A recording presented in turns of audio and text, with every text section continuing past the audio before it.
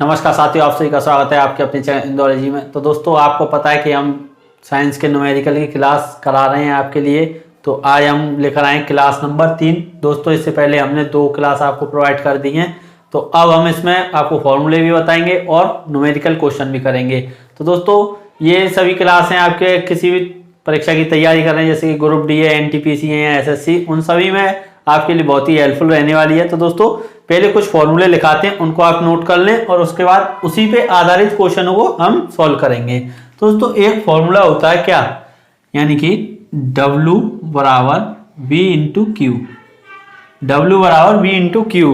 तो दोस्तों, अब इसमें W क्या होता है, तो W होता है वर्क। क्या होता है? W वर्क, यानी कि कार्य। और V क्या होता है? वोल्टेज। क्या होता है दोस्तों? वोल्टेज यानी विभवांतर। और Q क्या होता है यहां पर? चार्ज। क्या होता है? चार्ज यानी कि आवेश। अब दोस्तों, इन सब की आपको यूनिट भी पता होनी चाहिए। इसकी यूनिट क्या होती है? तो दोस्तों, वर्क की यूनिट होती है क्या? जूल, या ऊर्जा, कार्य की ऊर्जा। दोस्तों, कार्य और ऊर्जा की यूनिट क्या होती है? जूल। अब वोल्टेज, वोल्टेज की तो वोल्टेज ही होती है। किससे इंडिकेट करते हैं? बी से। इसको किससे करते हैं? जे से। अब चार्ज, चार्ज की आप सभी को पता है क्या होती है? कूलम्ब। क्या होती है दोस्तों? कूलम्ब। किससे इंडिकेट करते हैं? सी से। अब ये फॉर्मूले से हम क्या क्या निकाल सकते हैं? तो दोस्तों, इसमें आपको वर्क दिया हुआ हो और वोल्टेज दिया हुआ हो तो हम क्या निकाल सकते हैं? चार्ज निकाल सकते हैं। यहाँ पर वोल्टेज और चार्ज दिया हो तो वर्क निकाल सकते हैं। और दोस्तों, चार्ज और वर्क दिया हो तो वोल्टेज निकाल सकते हैं। ये सब आपको पता है। तो अब हम इसी पे आधारित क्वेश्चनों को सॉल्व करेंगे। तो क्वेश्चन आपकी स्क्रीन पर दिया हुआ है, आप सॉल्व करें और इन सभी को आप नोट जरूर कर लें, क्योंकि बहुत ही हेल्पफुल रहने वाला है दोस्तों। ग्रुप डी में आपके साइंस का अलग से पोर्शन है, उसमें 25 क्वेश्चन पूछे जाएंगे और ऐसे ही क्वेश्चन बनते हैं। तो दोस्तों, क्वेश्चन है आपकी स्क्रीन पर, विभवांतर 40 वोल्ट है, 0.5 कूलम्ब के आवेश को प्रेषित करने के लिए किया गया कार्य ज्ञात करें। तो दोस्तों, अब हमको क्या निकालना है? तो सबसे पहले तो हमको यह पता होना चाहिए कि निकालना क्या है। तो दोस्तों, हमको क्या निकालना है? वर्क, यानी कि W। क्या निकालना है हमको? वर्क, W निकालना है। अब दोस्तों, दिया क्या हुआ है यह पता होना चाहिए। वोल्टेज दिया हुआ है। कितना दिया हुआ वोल्टेज? तो दोस्तों, वोल्टेज दिया हुआ है 40 वोल्ट। कितना है? 40 वोल्ट। और आवेश यानी कि Q बराबर कितना दिया हुआ है? तो दोस्तों, Q बराबर दिया हुआ 0.5 कूलम्ब। कितना? 0.5 कूलम्ब। अब हम वर्क निकाल सकते हैं। कैसे निकाल सकते हैं? W बराबर V इंटू क्यू, यही तो फॉर्मूला था। अब इसमें हम वैल्यू पुट कर देंगे, यानी कि B का कितना मान है? 40 वोल्ट। और Q का कितना है? तो दोस्तों, Q का है 0.5 कूलम्ब। अब इनका हम कर देंगे क्या? मल्टीप्लाई। तो ये कितना हो जाएगा दोस्तों? ये हो जाएगा हमारा 200।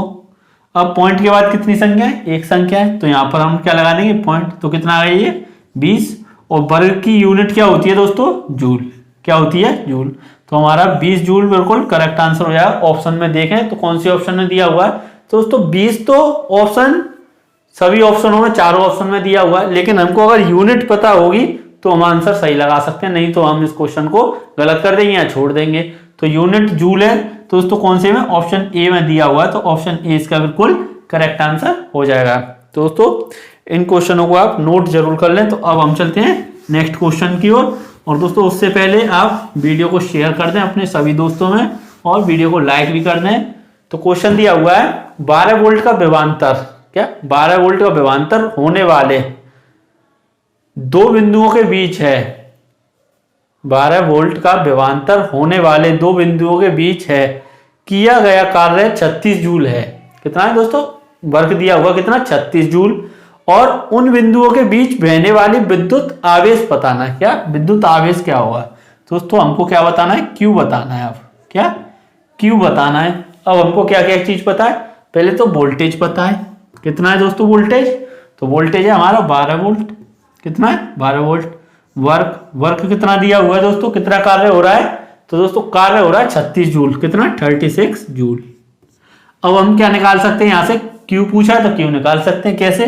तो हमको फॉर्मूला होता है W बराबर क्या होता है? V into Q. तो अब हम इसकी वैल्यू पुट कर देंगे। Q बराबर क्या हो जाएगा दोस्तों, Q बराबर ये W है और यहाँ पर मल्टीप्लाई है तो ये डिवाइड में हो जाएगा। अब हम इसकी वैल्यू रख देंगे तो Q बराबर क्या आ जाएगा हमारा, W कितना है 36 यानी 36 और B बराबर कितना है 12। जब इसको इससे काट देंगे तो कितना आएगा 3 जूल, 3 कूलम क्या हो जाएगा दोस्तों, यानी कि अब इसका मात्रा क्या होती है, यूनिट क्या होती है कूलम, तो यानी कि 3 कूलम इसका बिल्कुल करेक्ट आंसर हो जाएगा। तो कौन से ऑप्शन में दिया हुआ है दोस्तों, ऑप्शन सी इसका बिल्कुल करेक्ट आंसर दिया हुआ है। क्या, ऑप्शन सी इसका बिल्कुल करेक्ट आंसर दिया हुआ है। तो इस प्रकार से यह फॉर्मूला आपके लिए बहुत ही इंपॉर्टेंट हो जाता है दोस्तों। तो इस फॉर्मूले को आप नोट कर लें, हम फॉर्मूले लिखाते हुए चल रहे हैं। और दोस्तों एक वीडियो ऐसी बनाएंगे जिसमें सभी फॉर्मूले, जितने भी फिजिक्स के फॉर्मूले हैं दोस्तों, वो सभी आपको एक ही वीडियो में प्रोवाइड करा देंगे और उन सभी की यूनिट भी आपको करा देंगे दोस्तों। अब हम चलते हैं नेक्स्ट क्वेश्चन की ओर। तो क्वेश्चन आपकी स्क्रीन पर दिया हुआ है। तो दोस्तों क्वेश्चन दिया हुआ है, विभवांतर 12 वोल्ट और किया गया कार्य 60 जूल है। यानी कि विभवांतर कितना 12 वोल्ट और किया गया कार्य कितना है 60 जूल। तो सर्किट के माध्यम से प्रभावित विद्युत आवेश ज्ञात करें। अब दोस्तों इसमें भी हमसे विद्युत आवेश पूछ रहा है, यानी कि चार्ज पूछ रहा है। तो वोल्टेज हमारे पास कितना दिया हुआ है, तो वोल्टेज है 12 वोल्ट। कितना है दोस्तों 12 वोल्ट। और यहाँ पर कार्य कितना है, यानी कि W बराबर कितना है 60 जूल। अब हमको फॉर्मूला तो पता ही है। तो दोस्तों अभी हमने क्या बनाया था, Q बराबर क्या क्या निकाला था दोस्तों, Q बराबर था W/V। अब यहां से हम निकाल सकते हैं Q बराबर W का मान कितना है 60 और V का वैल्यू कितनी है 12। अब इसको इससे काट देंगे तो क्या हो जाएगा 5 कूलम। क्या हो गया दोस्तों 5 कूलम। यानी कौन सा ऑप्शन में हो जाएगा, तो ऑप्शन ए इसका बिल्कुल करेक्ट आंसर हो जाएगा। कौन सा, ऑप्शन ए इसका बिल्कुल करेक्ट आंसर हो जाएगा। दोस्तों इस प्रकार से इस पे ये क्वेश्चन बनते हैं, तो ये हमने आपको करा दिए। अब हम चलते हैं नेक्स्ट टाइप की ओर। दोस्तों और देखते हैं और किस प्रकार के क्वेश्चन बनेंगे और किस टाइप से।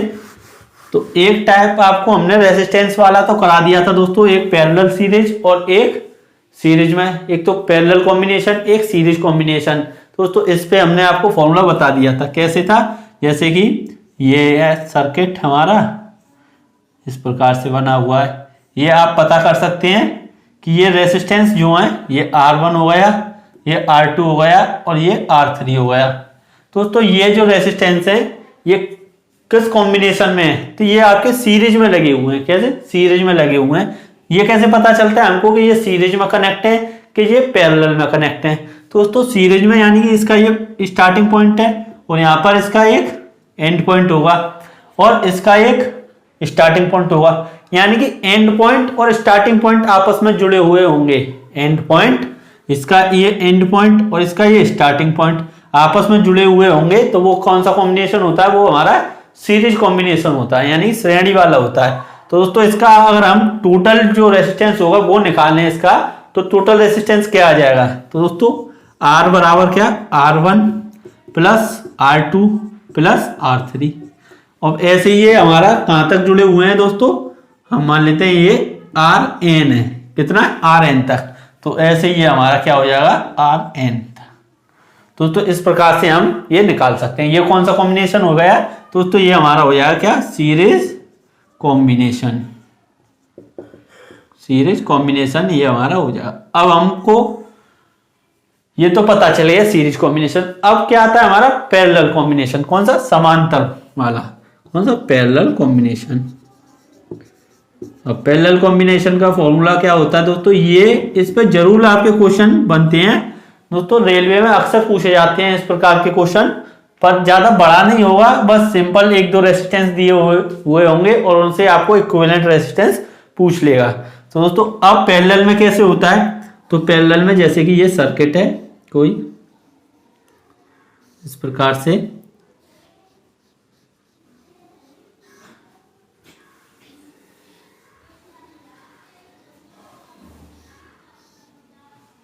तो दोस्तों ये हमारा पैरेलल में हो गए। जैसे कि ये R1 हो गया, ये R2 हो गया और ये R3 हो गया। यानी कि पैरेलल कॉम्बिनेशन को आप कैसे पता कर सकते हैं, पैरेलल कॉम्बिनेशन को कैसे पता करेंगे कि ये पैरेलल है। दोस्तों यहां पर जो करंट होता है, करंट जो होता है दोस्तों वो यहां पर सेम रहता है। क्या, करंट सेम रहता है और यहां पर करंट आपका डिवाइड हो जाता है। करंट क्या हो जाता है, डिवाइड हो जाता है। जो दोस्तों करंट होता है वो यहाँ पर डिवाइड हो जाता है, यहाँ अलग चला जाएगा, यहाँ अलग और यहाँ अलग। एक तो ये हो गया। और जो वोल्टेज होगा दोस्तों वो इन तीनों के रेस्पेक्ट में दोस्तों सेम रहेगा। वोल्टेज यहां पर सेम रहेगा और दोस्तों करंट यहां पर सेम रहेगा, लेकिन वोल्टेज यहां पर डिवाइड हो जाएगा। अब हम एक चीज देखें तो पहले तो हम ये पता करें कि ये पैरेलल कॉम्बिनेशन में कैसे हैं। दोस्तों इसका ये कौन सा पॉइंट है, स्टार्टिंग वाला, और यहां पर इसका कौन सा, ये एंड वाला, और इसका दूसरे वाले का भी स्टार्टिंग पॉइंट यही है और एंड पॉइंट। यानी कि जो पहला और दो, यानी कि दो रेजिस्टेंस हैं आपके, तो पहला का फर्स्ट पॉइंट स्टार्टिंग पॉइंट और दूसरे वाले का भी स्टार्टिंग पॉइंट अगर जुड़े हुए हैं और एंड पॉइंट से जुड़े हुए हैं, जब दोस्तों ऐसा हो तब हमारा कौन सा कॉम्बिनेशन बनता है, पैरेलल कॉम्बिनेशन। तो इसका फॉर्मूला हम कैसे निकाल सकते हैं दोस्तों, तो ये आपके मान लेते हैं इस प्रकार से, ये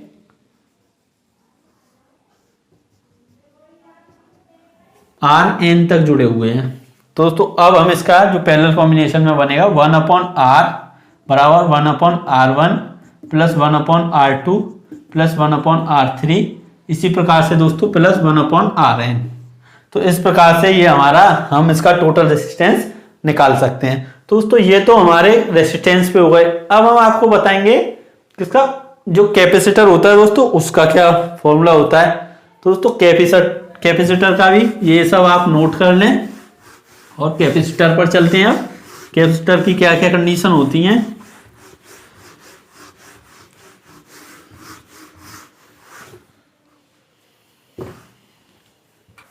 तो दोस्तों अब कैपेसिटर पर आते हैं हम। तो कैपेसिटर जैसे ये है, ये आपके कैपेसिटर जुड़े हुए हैं, यानी कि ये क्या हो गया C1, ये क्या हो गया C2 और ये क्या हो गया C3, यानी कि ये आपके कैपेसिटर जुड़े हुए हैं। अब दोस्तों ये कौन सी सीरीज, कौन सा कॉम्बिनेशन हो जाएगा दोस्तों ये, तो ये आपको पता है, जैसे कि अभी हमने रेजिस्टेंस में पढ़ा था, तो ये कैसा था, सीरीज कॉम्बिनेशन। कौन सा, सीरीज कॉम्बिनेशन। अब दोस्तों सीरीज कॉम्बिनेशन में हमारा क्या फॉर्मूला बनेगा, तो सीरीज कॉम्बिनेशन में अगर इसका हम टोटल कैपेसिटेंस निकालेंगे तो वो क्या हो जाएगा, 1/C equal to 1/C1 plus 1/C2 plus 1/C3।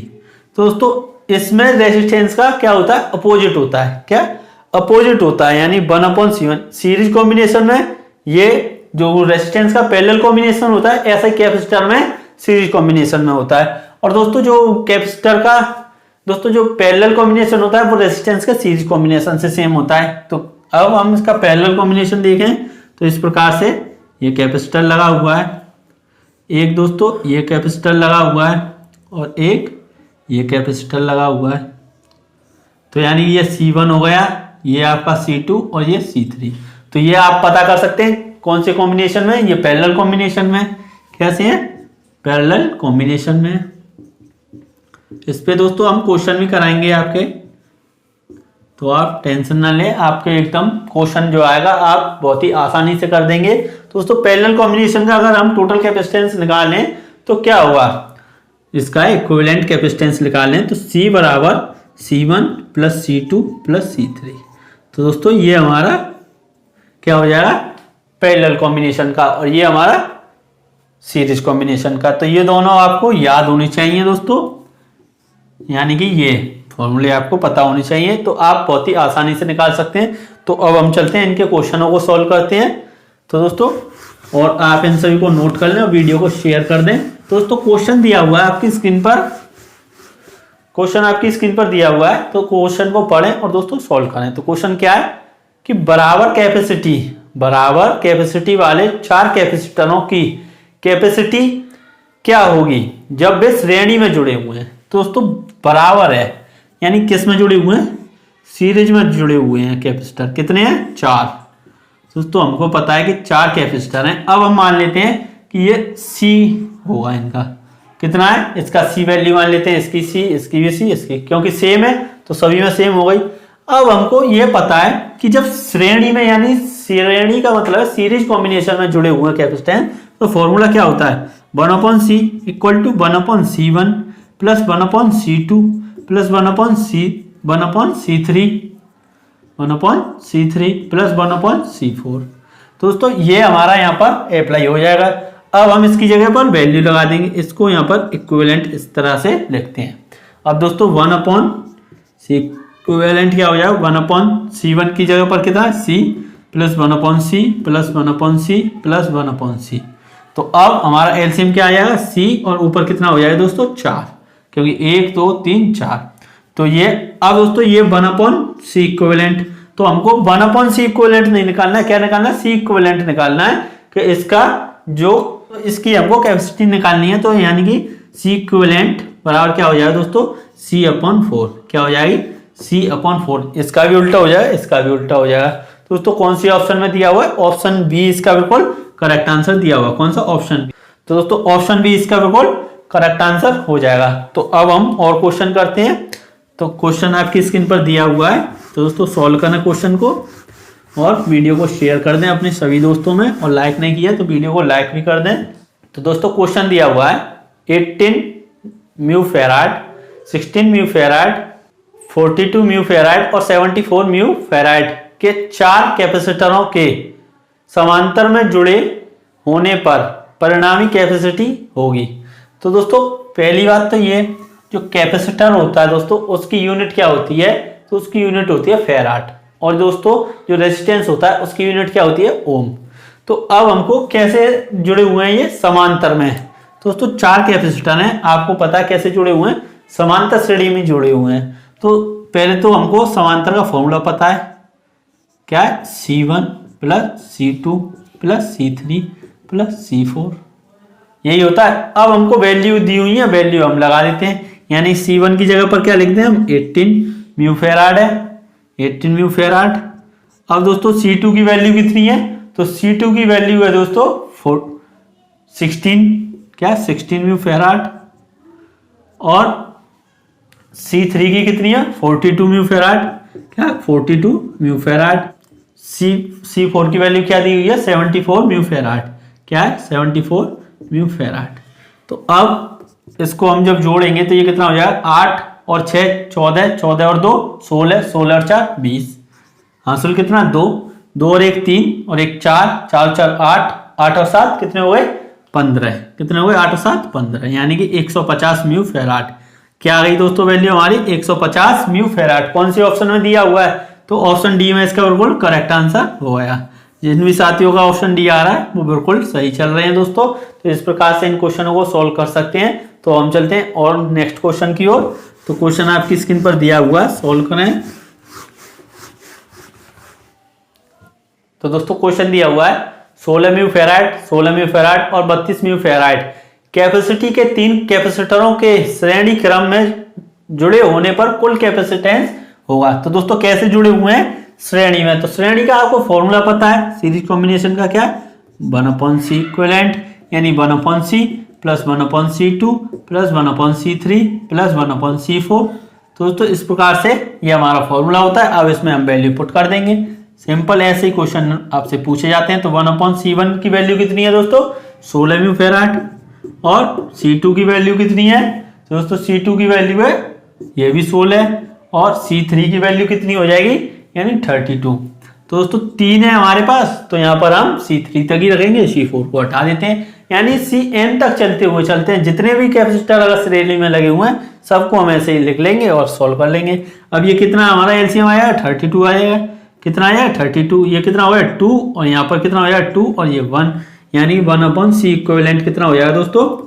तो ये तो आप सॉल्व कर ही लेंगे इसको, इसका इसमें डिवाइड किया और 2 को मल्टीप्लाई कर दिया, इस प्रकार से ये तो मैथ का है, बहुत ही आसानी से कर सकते हैं। तो अब ये हमारा प्लस करके कितना हुआ 5/32, कितना हो गया 5/32 1/C इक्विवेलेंट। अब दोस्तों हमको C इक्विवेलेंट की वैल्यू निकालनी है। तो C इक्विवेलेंट की वैल्यू क्या हो जाएगी 32/5, क्या हो गई 32/5 म्यू फेराड, क्या हो जाएगी दोस्तों 32/5 म्यू फेराड, यानी ये हमारा बिल्कुल करेक्ट आंसर हो जाएगा। कौन सी ऑप्शन दिया हुआ है, ऑप्शन ए। कौन सा, ऑप्शन ए इसका बिल्कुल करेक्ट आंसर हो जाएगा। अब क्वेश्चन आपकी स्क्रीन पर दिया हुआ है और क्वेश्चन सॉल्व करते हैं। तो दोस्तों ये एक डायग्राम दिया हुआ है आपके सामने, एक डायग्राम दिया हुआ है।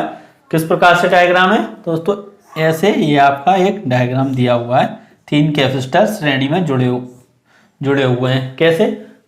4 म्यू फेराड, ये भी 4 म्यू फेराड, और दोस्तों तीसरा वाला कितना है? 4 म्यू फेराड। अब दोस्तों यहाँ पर ये ए है और ये बी है। हमसे पूछा क्या है? नीचे दिए गए चित्र में संधारित्र की समतुल्य धारे होगी। तो दोस्तों इसकी इक्विवेलेंट कैपेसिटेंस पूछा है। तो दोस्तों हम कैसे निकाल सकते हैं? तो ये अभी हमने कराया था, श्रेणी का क्या है? सी इक्विवेलेंट बराबर क्या हो जाए? 1/C1 plus 1/C2 plus 1/C3। इनकी हम वैल्यू लगा देंगे तो 1/4 प्लस 1/4 और प्लस 1/4। इसको जब सॉल्व करेंगे तो क्या हो जाएगा? 3/4। क्या हो गया? 3/4। यानी कि अब सी इक्विवेलेंट यहाँ से निकाल लेंगे तो इसका उल्टा हो जाएगा दोस्तों। तो क्या हो जाएगा? 4/3 म्यू फेराड। दोस्तों यही हमारा बिल्कुल करेक्ट आंसर हो जाएगा। तो कौन सी ऑप्शन ने दिया हुआ? ऑप्शन बी इसका बिल्कुल करेक्ट आंसर हो जाएगा। कौन सा? ऑप्शन बी इसका बिल्कुल करेक्ट आंसर हो जाएगा। तो दोस्तों एक क्वेश्चन आपकी स्क्रीन पर दिया हुआ है, इसका आप आंसर दें। क्या x1 और x2 के बीच प्रतिरोध का मान होगा? तो दोस्तों ये डायग्राम दिया हुआ है। क्या डायग्राम? तो दोस्तों इस प्रकार से ये डायग्राम आपका दिया हुआ है। यानी ये ए हो गया, ये बी हो गया, और रेजिस्टेंस कितने का है? 10 ओम का। क्या रेजिस्टेंस? 10 ओम का। यहाँ पर ए बी नहीं है दोस्तों, क्या है? x1 और x2। कितना है? x1 और x2। अब आपको बताना क्या है कि x1 और x2 के बीच प्रतिरोध का मान बताना है। x1 और x2 के बीच क्या प्रतिरोध होगा? तो दोस्तों इसका आंसर आप कमेंट बॉक्स में दें, इस क्वेश्चन का आंसर। और वीडियो कैसी लगी ये और बताएं कमेंट करके। और दोस्तों वीडियो को लाइक कर दें, और चैनल अगर सब्सक्राइब नहीं किया तो चैनल को सब्सक्राइब कर लें। और दोस्तों अपने सभी दोस्तों में वीडियो को शेयर भी कर दें। Thank you, all the best.